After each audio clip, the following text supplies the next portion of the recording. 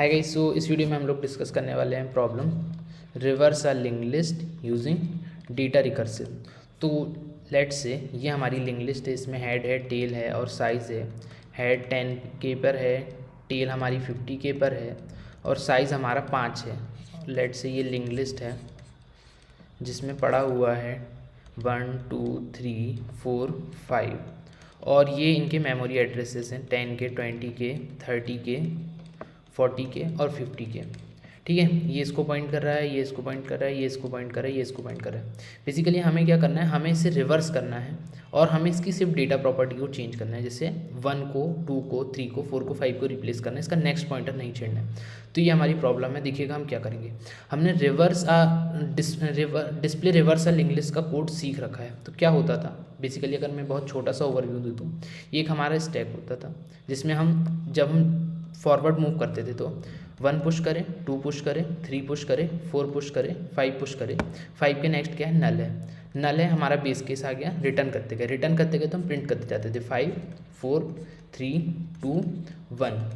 मतलब कि हम रिटर्न करना जानते हैं, हम फॉरवर्ड मूव करना जानते हैं। अगर मैं मेरा एक पॉइंटर यहाँ पर रख लूँ और एक पॉइंटर यहाँ पर रख लूँ, इसे राइट बोल देता हूँ, इसे लेफ़्ट बोल देता हूँ, तो जब मेरा लेफ़्ट पॉइंटर फर्स्ट पे होगा, राइट पॉइंटर लास्ट पे होगा। मैंने इसे स्वैप कर दिया 5 1। मैंने लेफ़्ट पॉइंटर को आगे मूव करा, यहाँ मेरा लेफ़्ट आ गया। राइट पॉइंटर को मूव करा, यहाँ मेरा राइट पॉइंटर आ गया। मैंने वापस से रिवर्स करा 4 2।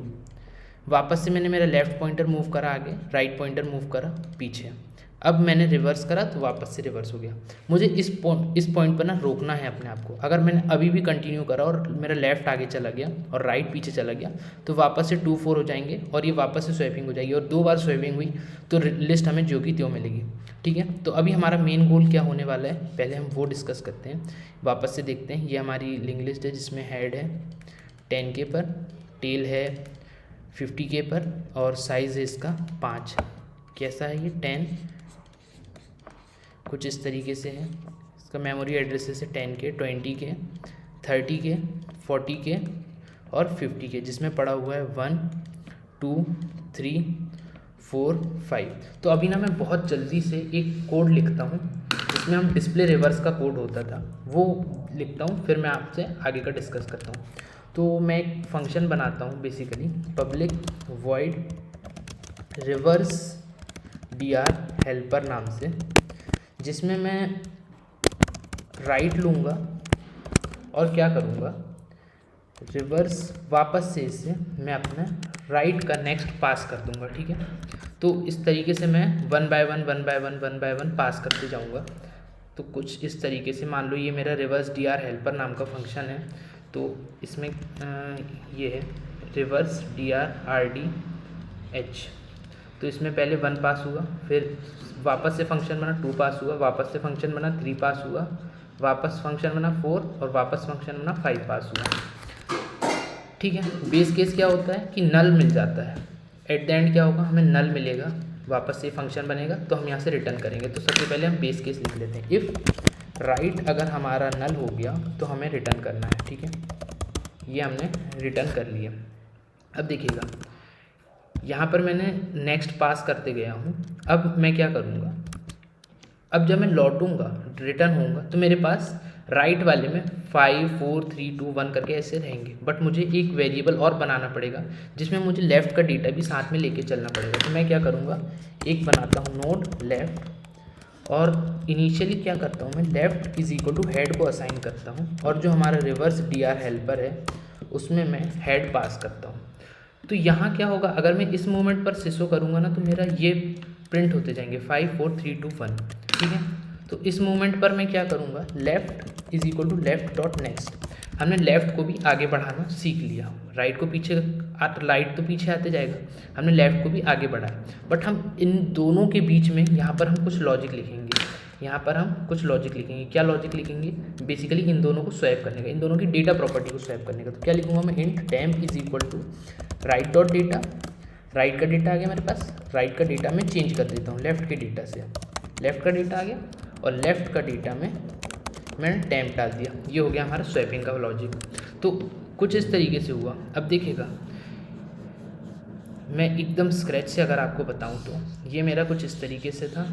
इनिशियली मैंने यहाँ पर एक फ़ंक्शन कॉल किया जिसमें मैंने ये हमारा RDR है, RDH रिवर्स DR हेल्पर, इसमें मैंने 1 पास करा, अगेन कॉल हुआ RDH, 2 पास हुआ, अगेन कॉल हुआ RDH, 3 पास हुआ, अगेन कॉल हुआ RDH, 4 पास हुआ, अगेन कॉल हुआ RDH, 5 पास हुआ, अगेन कॉल हुआ, नल पास हुआ, नल हुआ, हमने रिटर्न करे ना। तो यहाँ पर इस मोमेंट पर अगर मैं इस मोमेंट की बात करूँ तो मेरा लेफ़्ट है 1 और राइट है मेरा 5।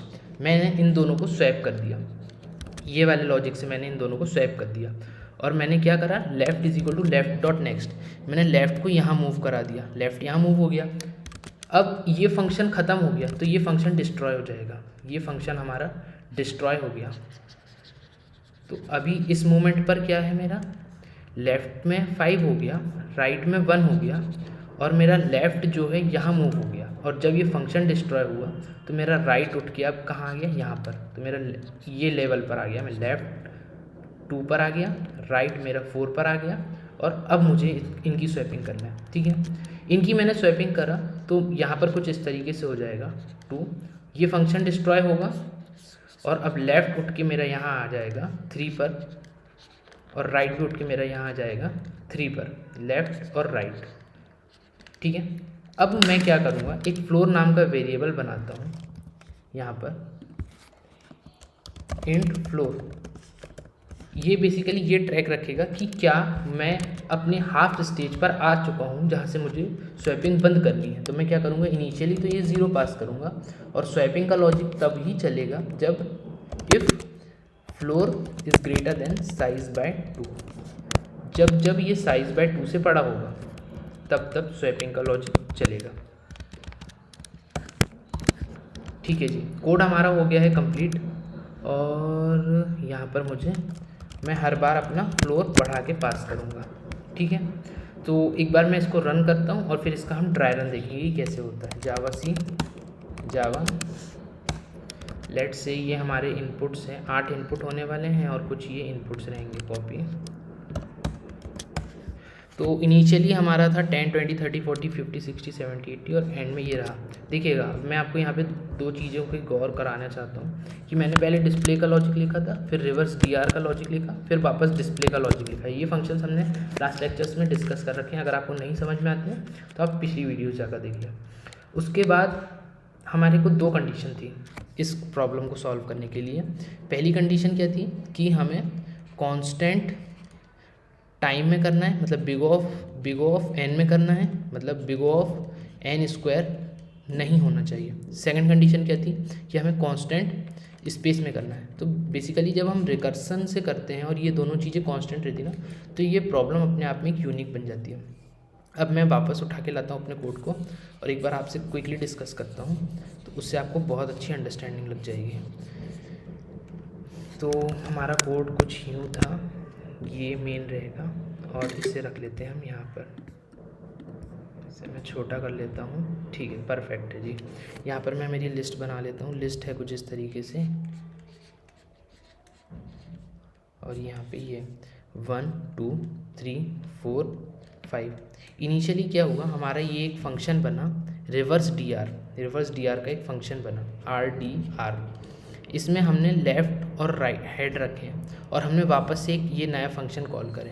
तो मेरा यहाँ पे क्या होगा, एक नया लेफ़्ट वेरिएबल बनेगा, लेफ़्ट जिसमें हेड असाइन होगा, left is equal to 1 assign होगी, मतलब ये पूरा नोड असाइन हो गया जिसको मैं 1 से रिप्रेजेंट कर रहा हूँ। और मैंने ये फंक्शन में मैंने हेड पास कर दिया, तो मेरा एक नया फंक्शन बना जिसमें अभी क्या पास हुआ है, RDRH बोल देते हैं। इसमें मेरा 1 पास हुआ है और फ्लोर मेरा पास हुआ है 0। वापस से यहाँ जाएंगे, ये वाली लाइन नहीं चलेगी, यहाँ जाएंगे तो ये मुझे वापस से एक नया फंक्शन बना के देगा RDRH, जिसमें मेरा 2 पास होगा, 2 आएगा, यहाँ पे 2 आएगा, मतलब राइट का नेक्स्ट, मतलब ये आ गया और फ्लोर में मेरा आ गया 1। फिर ये फंक्शन कॉल हुआ RDRH, यहाँ पे 3 2, वापस से कॉल होगा ये फंक्शन RDRH, तो यहाँ पे 4 3 और वापस से कॉल हुआ ये फंक्शन RDRH, तो यहाँ पे 5 4। और देखिएगा जब वापस से एक बार कॉल होगा तो यहाँ पे होगा नल और 5। तो जब ये नल होगा तो हम यहाँ से रिटर्न कर देंगे, जब रिटर्न कर देंगे तो कोई भी फंक्शन जब रिटर्न हो जाता है तो डिस्ट्रॉय हो जाता है, तो ये डिस्ट्रॉय हो जाएगा। तो अभी हमारी करंट स्टेज ये है, राइट हमारा 5 पर पड़ा हुआ है, जो हमारा फ्लोर है वो 4 है और हमारा लेफ्ट है 1। अब हमने यहाँ पे स्वैपिंग का लॉजिक लिखेंगे कब, जब फ्लोर का size greater than size by 2 होगा। साइज़ हमारा है 5, मतलब कि जब तक ये 3 से बड़ा होगा तब तक ये लॉजिक चलेगा। तो अभी हमारे स्वैपिंग होगी, स्वैपिंग हुई तो क्या हुआ, यहाँ पर 5 आ गया, यहाँ पर 1 आ गया, ठीक है जी। उसके बाद ये left is equal to left dot next, left उठ के यहाँ पर आ गया, ठीक है। और अब ये फंक्शन ख़त्म हो गया तो ये डिस्ट्रॉय हो गया, ये डिस्ट्रॉय हो गया। अब बात आती है हमारी 3 की, ठीक है। लेफ्ट हमारा 2 पे पड़ा हुआ है और राइट अब हमारा 4 पे। ये वाला देखेंगे तो क्या, फ्लोर का साइज़ मतलब